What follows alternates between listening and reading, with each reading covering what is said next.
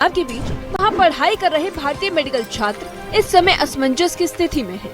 Tehran स्थित भारतीय दूतावास ने सभी भारतीय नागरिकों को उपलब्ध साधनों से जल्द देश छोड़ने की सलाह दी है। इस एडवाइजरी के बाद छात्रों और उनके परिवारों में चिंता का माहौल बन गया है। सबसे ज्यादा मुश्किल तीसरे वर्ष के मेडिकल छात्रों के सामने है। इन छात्रों की परीक्षाएं 5 मार्च से शुरू होने वाली थी, जिसके लिए वे लंबे समय से तैयारी में जुटे थे। अगर छात्र एडवाइजरी का पालन करते हुए ईरान छोड़ देते हैं तो उनकी परीक्षा छूट सकती है और उनका 1 साल बर्बाद हो सकता है। वहीं दूसरी तरफ मौजूदा हालात में सिर्फ परीक्षा देने के लिए ईरान में रुकना भी सुरक्षित नहीं माना जा रहा। क्षेत्रीय तनाव और अनिश्चितता के माहौल ने छात्रों और उनके परिवारों की चिंता बढ़ा दी है। कई छात्र लगातार अपने घर वालों के संपर्क में हैं और हालात पर नजर बनाए हुए हैं, लेकिन फिलहाल उन्हें समाधान नजर नहीं आ रहा। इस बीच all India medical students association ने प्रधानमंत्री को पत्र लिखकर हस्तक्षेप की मांग की है। आज का दिन जम्मू कश्मीर के क्रिकेट इतिहास में सुनहरे अक्षरों में लिखा जा रहा है। पहली बार टीम रणजी ट्रॉफी के फाइनल में पहुंची है, जहां उसका मुकाबला कर्नाटक जैसी मजबूत टीम से होने वाला है। पूरे जम्मू कश्मीर की निगाहें इस ऐतिहासिक मुकाबले पर टिकी हैं। फाइनल तक का सफर आसान नहीं रहा। सेमीफाइनल में टीम ने बंगाल क्रिकेट टीम को 6 विकेट से हराकर इतिहास रचा। इस मुकाबले में आकिब नबी डार की घातक गेंदबाजी, अब्दुल समद की आक्रामक बल्लेबाजी और युवा खिलाड़ियों के शानदार प्रदर्शन ने टीम को जीत दिलाई और यहीं से फाइनल का रास्ता साफ हुआ। इससे पहले क्वार्टर फाइनल में टीम ने मध्य प्रदेश क्रिकेट टीम को हराया और लीग मुकाबले में दिल्ली क्रिकेट टीम जैसी मजबूत टीम को उसी के घर में शिकस्त दी और हर मैच के साथ टीम का आत्मविश्वास बढ़ता गया। टीम के कप्तान पारस डोगरा ने फाइनल से पहले भरोसा जताया है कि टीम वही रणनीति अपनाएगी जिसे पिछले 2 साल में सफलता मिली है। उन्होंने कहा कि टीम का माहौल बेहतरीन है और खिलाड़ी आत्मविश्वास से भरे हुए हैं। ये तस्वीरें सिर्फ मशीनों और मिट्टी की नहीं, बल्कि बदलाव की कहानी कह रही है। रियासी में चिनाब नदी के किनारे इन दिनों मशीनों की गूंज सुनाई दे रही है। सलाल डैम के पास भारी मशीनों से नदी की तलहटी में जमी गाद, रेत और बजरी को निकाला जा रहा है। पहली बार इतने बड़े स्तर पर गाद निकालने का काम शुरू किया गया है। सिंधु जल संधि के निलंबन के बाद ये पहली बड़ी कार्रवाई मानी जा रही है। पहले संधि के प्रावधानों के कारण कई तकनीकी सीमाएं थी, लेकिन अब जल प्रबंधन को मजबूत करने पर जोर दिया जा रहा है। इस प्रक्रिया के तहत गेटों को खोलने की तैयारी भी की गई है, जिससे पानी के बहाव को बेहतर तरीके से नियंत्रित किया जाएगा। ड्रीजिंग के जरिए नदी की गहराई बढ़ाई जा रही है। इससे डैम की स्टोरेज क्षमता में इजाफा होगा और टरबाइनों पर दबाव कम पड़ेगा। स्थानीय लोगों का कहना है कि बरसात के मौसम में चिनाब नदी उफान पर होती थी, जिससे आसपास के इलाकों में खतरा बन जाता था। अब स्टोरेज क्षमता बढ़ाने से पानी को बेहतर तरीके से रोका और डाइवर्ट किया जाएगा। मारतंड सन टेम्पल, जिसे मारतंड सूर्य मंदिर के नाम से भी जाना जाता है, अनंतनाग के पास एक ऊंचे पठार पर स्थित है। श्रीनगर से करीब 60 से 64 किलोमीटर दूर पहलगाम मार्ग पर स्थित ये मंदिर दूर दूर से आने वाले श्रद्धालुओं और पर्यटकों को अपनी ओर आकर्षित करता है। यहाँ से पूरी कश्मीर घाटी का मनोरम दृश्य दिखाई देता है। इस भव्य मंदिर का निर्माण 8वीं शताब्दी में करकोटा वंश के महान शासक ललितादित्य मुक्तपीड़ा ने करवाया था। ये मंदिर सूर्यदेव यानी मारतंड को समर्पित था।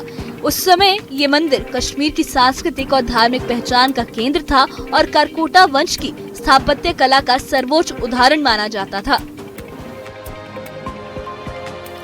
मंदिर की वास्तुकला अनोखी है, जिसमें कश्मीरी शैली के साथ गांधार, गुप्तकालीन और यहाँ तक कि ग्रीक रोमन प्रभाव भी देखने को मिलते हैं। विशाल स्तंभ, पत्थरों पर उकेरी गई नक्काशी और भव्य प्रांगण इसकी भव्यता को दर्शाते हैं।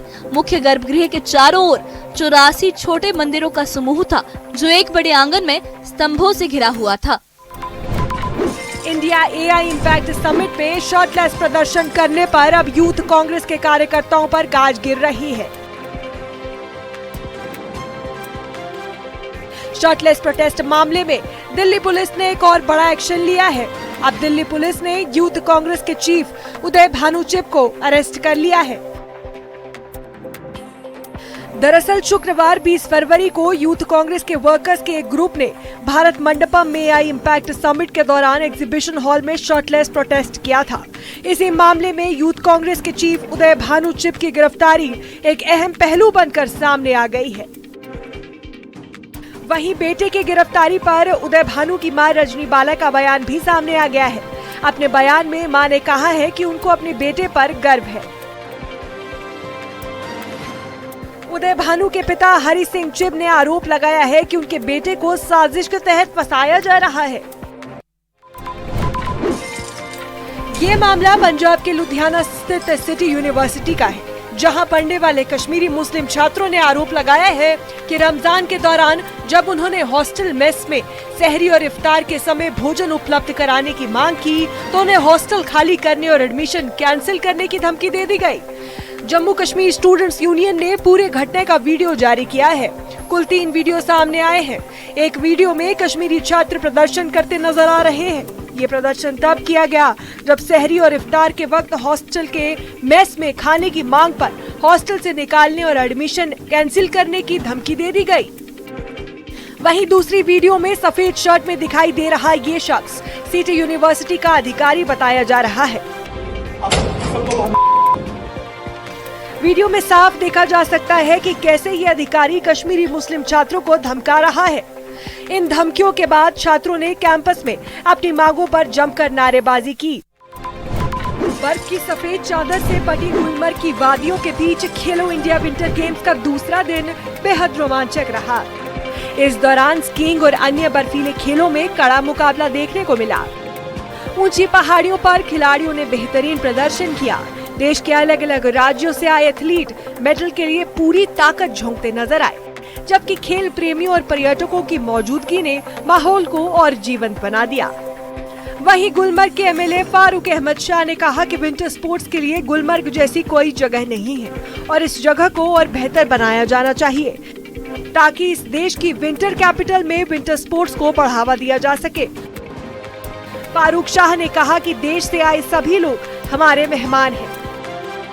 वहीं ओडिशा से आई एक महिला एथलीट ने गुलमर्ग की इंटरनेशनल लेवल स्लोप पर खेलने के अनुभव को खास बताया। एथलीट ने आयोजन के लिए किए गए इंतजामों की सराहना करते हुए सरकार का धन्यवाद किया और कहा कि विंटर स्पोर्ट्स में महिलाओं की बढ़ती भागीदारी एक सकारात्मक संकेत है।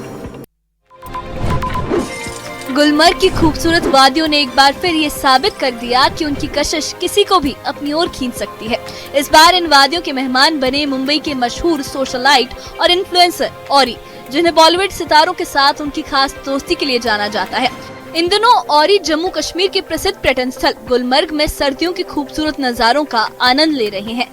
बर्फ से ढकी पहाड़ियों और मनमोहक नजारों के बीच औरी पूरी तरह छुट्टियों के मूड में नजर आए। न्यूज़ 18 जेकेलेट से खास बातचीत के दौरान औरी ने गुलमर्ग की जमकर तारीफ की। औरी ने अपनी भावनाएं व्यक्त करते हुए बताया कि गुलमर्ग आकर उन्हें बेहद खुशी महसूस हो रही है। गुलमर्ग पहुंचकर औरी ने सिर्फ वादियों का नजारा ही नहीं लिया, बल्कि एडवेंचर स्पोर्ट्स का भी भरपूर मजा लिया। उन्होंने स्नो बाइकिंग और स्कीइंग जैसी गतिविधियों का मजा लिया। सिर्फ इतना ही नहीं, औरी ने देश भर के लोगों को गुलमर्ग घूमने आने का संदेश भी दिया। जाओ, न्यूयॉर्क मत जाओ, पेरिस मत जाओ, सिर्फ गुलमर्ग आओ। वायरल सेंसेशन औरी कश्मीरी मेहमान नवाजी से कायल होते भी नजर आए। इस दौरान औरी ने कश्मीरी लोगों की मेहमान नवाजी की भी तारीफ की।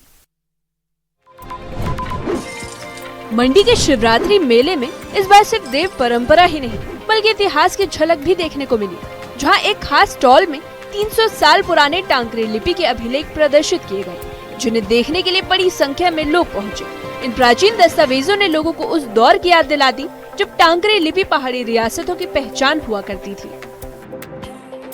इन दस्तावेजों पर टांकरे लिपि में किए गए हस्ताक्षर आज भी उस दौर की कहानी बयां करते हैं।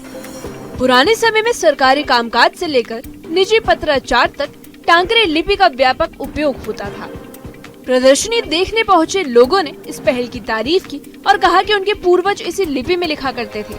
आज के समय में ये लिपि इतिहास का हिस्सा बन चुकी है, लेकिन इसे संरक्षित करने की जरूरत है। लोगों का कहना है कि अगर समय रहते कोशिश नहीं किए गए तो आने वाली पीढ़ियां इस धरोहर से पूरी तरह अनजान रह जाएंगी।